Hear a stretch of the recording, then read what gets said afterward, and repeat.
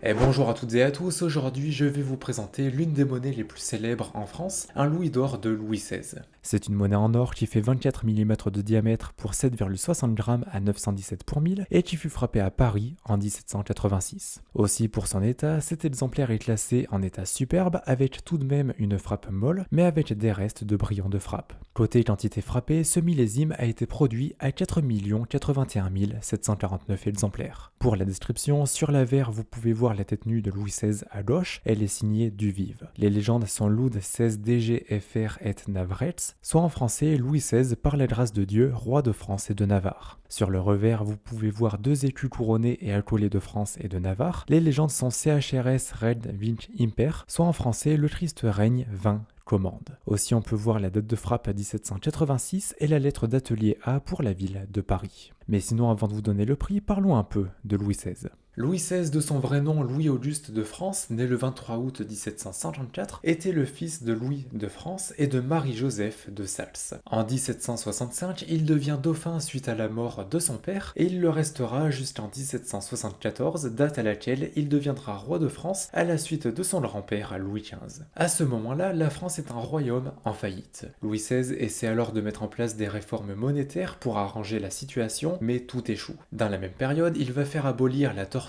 le servage et va même faire des édits de tolérance envers les protestants et va également apporter son aide aux Américains dans la guerre qui oppose les colonies d'Amérique du Nord à la Grande-Bretagne. Évidemment, tout ça va avoir un certain coût pour la France, ce qui ne va pas être à son avantage, même si les Américains vont sortir victorieux de ce conflit. Peu après arrive l'année 1789 et avec la Révolution française. La monarchie absolue est alors arrêtée et Louis XVI devient un monarque constitutionnel, ce qui veut dire qu'il n'a plus du tout autant de pouvoir qu'avant. Plus tard, la famille royale s'enfuit mais se fait attraper à Varennes. Et Louis XVI n'était pas vraiment mal vu, mais le fait qu'il s'enfuit, ou du moins qu'il essaie de s'enfuir, eh bien ça a vraiment fait changer l'opinion publique à son sujet. Quelques mois après, une guerre éclate entre les monarchistes et les révolutionnaires, et Louis XVI est renversé de même que la monarchie. Il est alors jeté en prison puis condamné à la guillotine. Et c'est donc le 21 janvier 1793 à Paris que Louis XVI se fait guillotiner, marquant ainsi la fin de son règne. Et peu de temps après, son épouse Marie-Antoinette va connaître le même sort. Mais donc si on en revient à cette monnaie, pour acquérir ce louis d'or, il faut compter 1200 €. Sur ce, n'oubliez pas de liker et de vous abonner, et aussi vous retrouverez le lien pour acquérir cette monnaie dans la description. Si vous êtes encore là, marquez louis d'or dans les commentaires, et je vous dis à dimanche prochain.